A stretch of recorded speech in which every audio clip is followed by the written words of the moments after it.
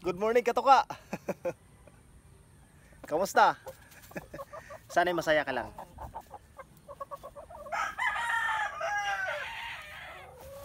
Ito po yung Kanawayon sweater hats. So, galing po ito kay Remil Vlog. Ang ngayong umaga, i-update ko po kayo at i-share ko sa inyo.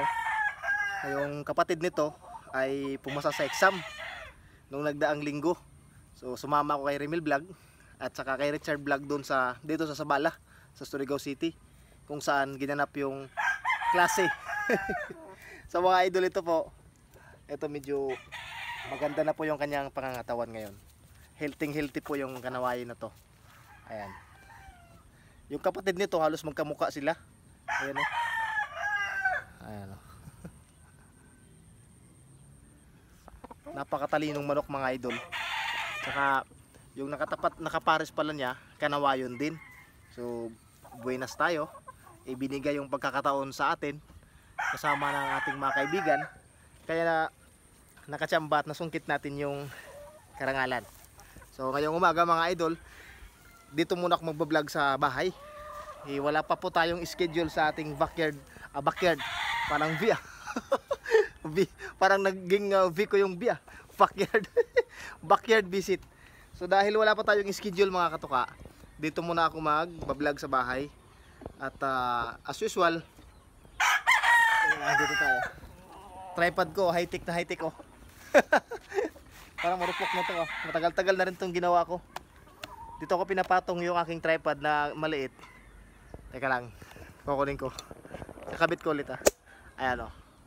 Yung tripod na maliit na ginagamit ko, humahaba din to, siguro mga 1 meter. So pinapatong ko to dito, kinakabit ko. Teka lang, baka makancel. Ayan na. Ayan, teka lang ha. Wala na pong edit ito mga idol ha. Kaya pagpasensya nyo na yung video natin. Medyo shaky. Parang Pizza Hut. So ayan po mga idol. Ayan po. Okay, so ngayong umagang to, ganoon pa rin po, ipapakita ko sa inyo yung mga alaga natin. At meron tayong mga bagong production, mga pasisiw. Maya maya punta tayo sa brooder. So dito muna sa maliit na cording area. Ayan o. Preskong presko yung panahon ngayon. Tumila yung ulan. Tamang tama. Salamat sa Diyos, nakagising tayo ng healthy. Nakagising tayo ng maayos.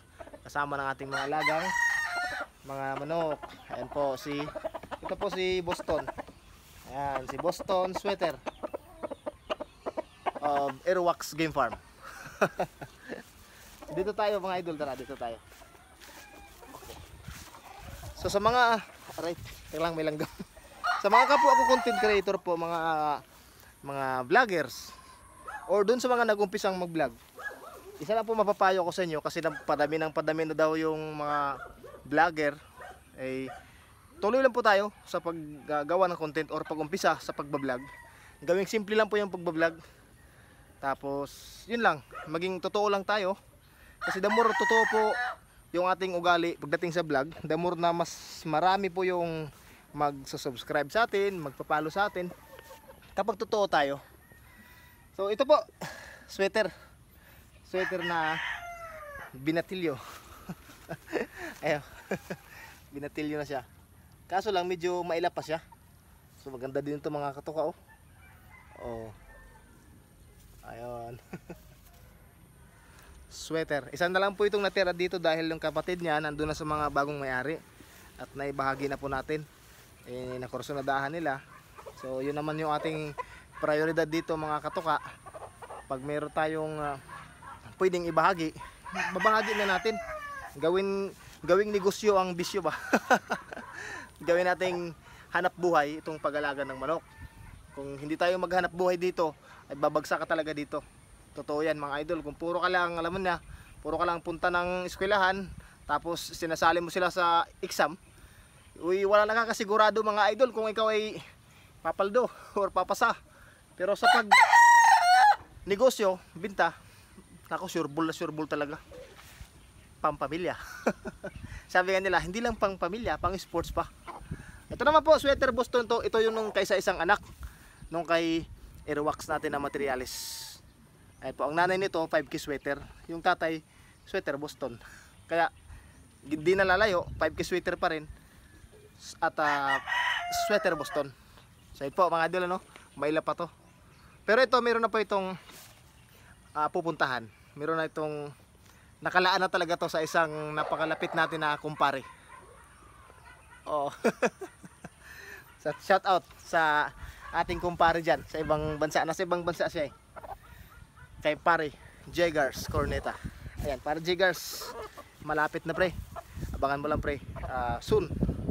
Pag ito ay medyo ready na, na-ship natin, pwede na natin ipadala. So ito naman mga katuka, update ko rin po sa inyo sa mga solid kong followers at saka subscribers. Mula nung nag-umpisa akong mag-vlog hanggang ngayon 2025, siguro nag-umpisa ako 2016. So nandito pa rin po yung aking isa sa pinakamatandang manok na kung saan ako nagsimula. At ito yung nagbigay din sa atin ng karangalan, nakatatlo.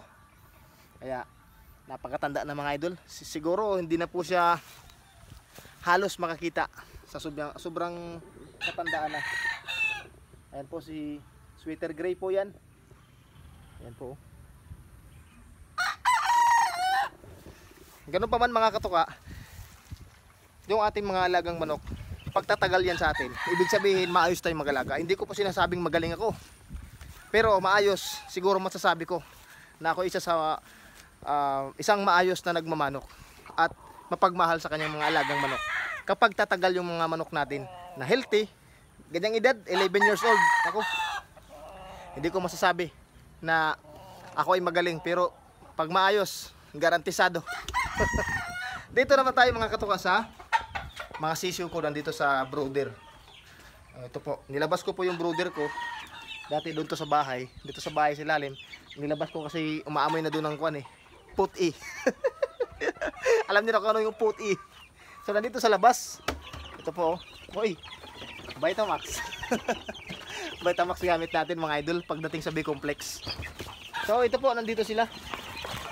Yan lang, kukuha lang ako ng isa. Pakita ko lang sa inyo. Pasensya na po kayo, medyo napakakuan talaga yung ating area. Alam nyo na, hindi naman tayo game farm. Hindi naman tayo farm. Ipapasilip ko lang sa iyo yung nag-isang sisiw dito, example. Ito po, isa sa mga 5K sweater na malapit na mag 1 month old. Oh, 5K sweater. Malapit na mag 1 month old dito mga katuka. Dito. Kuha naman tayo ng ibang lahi ito. Assorted po kasi ito eh. Iba't iba yung kanilang yung palahi ko dito, iba't iba. Yung sabay-sabay pina-incubate. Ito yung pina-incubate ni Rimil kay Nila Orkia. Ito naman po, ayan po, high caliber gray. Cross po sa Jugud gray. Opo, ayan po. Talisain. Ayan. Maganda oh. So meron din dito kuan. Meron din ditong kanawayon. Manang-mana talaga. Ay di pala kanawayon, yung malatuba. Ayan, throwback pa rin ng kanawayon. Ito. Throwback pa rin ng kanawayon. Okay. Napakaganda oh. Andito yung kanyang nanay mga katuklay. Papakita ko sa inyo. Ayan po yung nanay niya. Oh. Kamukhang kamukha talaga. Ito naman yung anak niya oh. Oh. Wow. Grabe. Salamat sa Diyos. Meron na tayong palahi ng malatuba. So ayan mga katuka, dito tayo sa kabila. Tayo. Yan, simpleng pag-aalaga lang mga idol. Wala nang kung ano-anong kuskus balungos dyan. Simpleng pag-aalaga, mahalin mo yung inyong alaga at saka yung ginagawa mo. Kapag hindi mo mahal yung ginagawa mo, hindi maganda yung resulta sa mga alaga mo. Ito naman mga katuka, yung more than 1 month old, malapit na ito mag 2 months old. Ito oh, malulusog sila mga katuka. Aray. Ito. Ito po, yellow-legged hatch over pumpkin. Kaya may lumabas dito na pumpkin. Teka lang, pakita ko sa inyo. May lumabas na pumpkin na baby pullet. O yan po. Yellow-legged hatch over pumpkin. Ang lalaki naman ito. Medyo matapang na to eh. Pero hindi pa sila nagkuhan. Hindi pa talaga sila alam niya lang tutukaan. Medyo yung mga matapang na yung iba. Ayan naman, oh. Yung lalaki, oh. Nagkuhan sila, nag-feeder picking sila sa may batok. So, hindi talaga may iwasan mga idol, ganun talaga. Yung isa, hiniwalay ko yung isa. Medyo maalkuhan talaga. Matapang talaga itong isa. Ito. Hiniwalay ko yan. Okay. Matapang talaga. Di naman sa breeding pen. Pakita ko sa inyo yung mga inahin natin na papalahin natin dito. Tara, medyo bilisan natin ng konti. Dito naman sa breeding pen mga idol, tapos ko na ito na-disinfect, nalinis. Dahil sasalang tayo ulit. Meron tayo dito. Ito yung pinakita ko sa inyo doon sa Facebook account ko sa Reels, yung aking paraan kung paano sila ipagkasundo. Kahit magkakaiba yung kanilang mga linyada, magkakaiba yung kanilang edad, pero nagawa nating gawa ng solusyon para hindi sila magpaluan. Ayan po. Oh. Magkaibigan na po sila. Ito 5K sweater, yellow ligid hats, saka yung high caliber gray. Ayun, yung lumipad. Hindi yan magkakasundo dati. Pinagtabi ko yung tatlong 3x3, magkatabi sila. After a week, then nagkasundo sila. Sabay-sabay ko na silang ipapalahi sa isang breeding pen. So yun lang yung aking paraan. So i-follow nyo po ako sa aking Facebook account. Meron akong mga video doon na nagbibigay ng konting mga tips sa pagmamanok at backyard. Talagang typical na backyard diskarte sa pagmamanok. Melpi Katuka po yung aking Facebook account. I-search nyo lang po, naka-blue ako, naka-smile nga ganyan. Kumakain ng buko. Ayun. So yun lang mga katuka, pasensya na kayo, masayahin talaga ako kahit may mga problema. Pinapadaan lang sa ngiti ba. Kuan lang talaga, good vibes. At saka gusto ko na pag nakita nyo ako kahit may problema kayo, at least gagaan yung problema nyo. Kasi nakangiti ako. So yun lang mga idol. Shout out sa inyong lahat. Sa lahat ng mga nagpapa-shout out at nagpapabati. Shout out po sa inyong lahat. Happy birthday sa mga nagbe-birthday. At ingat po. Ingat kayo. Yung mga kababayan natin na nasa ibang bansa. Ingat po kayong lahat. Idol, kaibigan ko, Igsoon, Chris Digapatan, ingat ka dyan. Napakasulit at napakabait mong tao. So yan po. Ingat. God bless. Shoutout sa mga kaibigan kong vloggers. Hindi ko na may isa-isa. I love you all. Hanggang dito na lang. Lagi nating tandaan ang sabong ay sports lang. Huwag tayo magpakalulong sa sugal. God bless. Bye-bye, bye-bye, bye-bye.